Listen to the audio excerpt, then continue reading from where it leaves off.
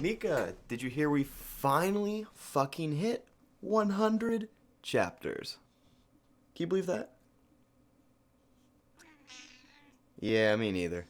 Alright everybody, hello and welcome back to another Seraph of the End manga analysis / review. Now this is going to be a very special episode today because, as you know, if you saw the intro, Seraph of the End, after 9 years of being a monthly manga, has finally hit 100 chapters. And that doesn't sound like a lot because it really isn't. The progression is super slow in Seraph of the End, but regardless, let's hop right into chapter 100 and discuss what went down in this chapter. I also apologize if my voice sounds off in any way. I have had one hell of a day, to say the least. Alright, so chapter 100 is titled A Demon Appears and begins with Yorichiro in Asurumaru's realm, questioning him about his motives towards attacking Mika. Now, Yorichiro being Yorichiro, after all he's been through, still is trying to rationalize how Asurumaru could possibly abandon him, even though Asurumaru is literally a demon. I'm sorry, Yorichiro, not everybody is going to be your friend, and certainly not everybody is going to be your family.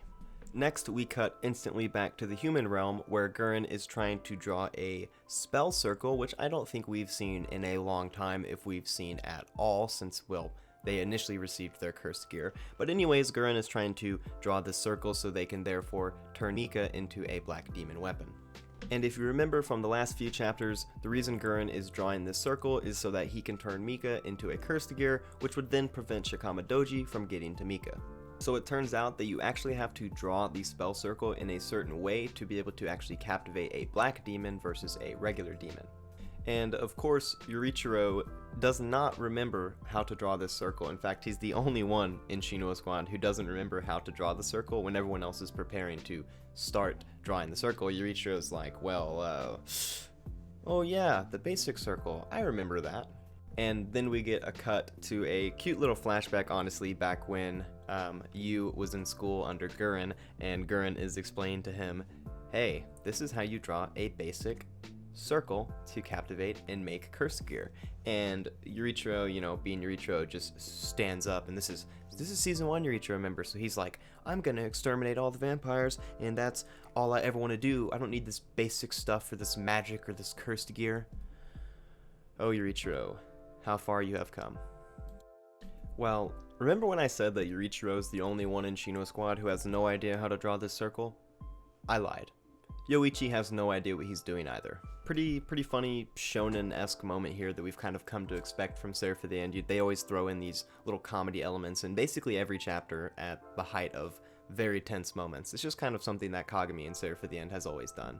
Next, we see Maharu, like, conjure Mika's sword from when he was a vampire just out of her body. I guess she just has that power. I don't really think there's an explanation for that.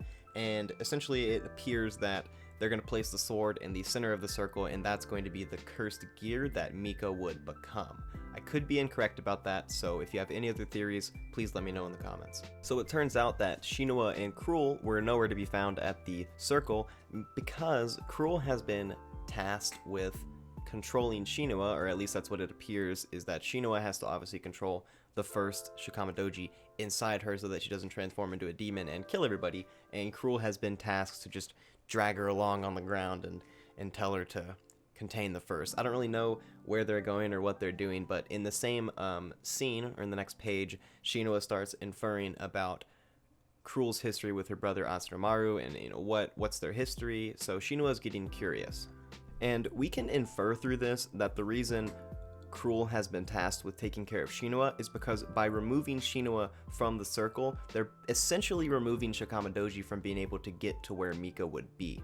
However, this doesn't distract from the fact that the demons are also currently chasing Mika in the demon realm. So does removing Shinoa from the circle and removing Shikama Doji physically, is it actually going to have an effect on the demon realm? I guess we're going to have to wait and find out. A large part of the last half of chapter 100 is just Mika and Asurumaru fighting in the demon realm, which was drawn pretty well, and it is a pretty interesting fight. Here we get to see a display of Mika's power as a demon, as he literally conjures a skyscraper and then cuts it in half when Asurumaru went inside of it. The fight continues, but sadly, even with all of Mika's power, he's still outmatched because you have to keep in mind, he's not just fighting Asutomaru, he's also fighting Kasekyo and Gekuen, so that's 3 demons versus 1. Gekuen and Kasekyo spawn a teleportation coffin in which Mika accidentally pushes Asutomaru into, basically teleporting Asutomaru to where the young Yu and Mika are. Kasekyo then erases the coffin that Asutomaru just got pushed into, essentially making sure that Mika could not follow Asutomaru. The chapter ends with Asutomaru basically appearing, or you could say teleporting I guess, in front of the young Yu and Mika and threatening to eat them and their entire families. So obviously, if Yurichiro couldn't recognize it earlier, Asutomaru is not a good guy. Now, I feel like there's not a lot you can actually analyze in Chapter 100, considering the events in Chapter 100 are just a continuation of the events in Chapter 99. I mean, half of Chapter 100 is just a fight scene, which, if you read manga, of course you read manga, you're here watching this video, you understand that manga fight scenes are long, drawn out, confusing, and can take up the majority of a chapter very easily. However, there are some key takeaways from this chapter. The key takeaways here, at least in my opinion, are to, obviously, don't trust the demons. They're all working for Shikama Doji.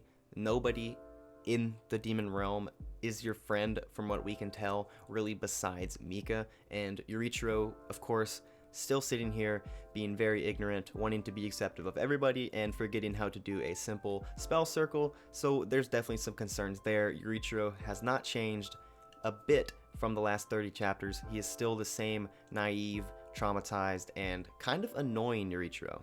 The story at the moment, being a monthly manga, is moving very, very slowly, but I hope soon that we get some big reveals, and I hope that the next chapter is a big event. The next chapter, chapter 101, also comes out on April Fools, so maybe we'll get some jokes, and maybe we won't even get a chapter because Kagami is just gonna troll us. We will have to see. Thank you guys for watching. I feel very, very sick today, so I'm sorry if my voice is off. It's been a long day, but thank you for watching. Please remember to leave a like and maybe even subscribe, and I will see you in the next Seraph of the End manga analysis. Have a great rest of your day.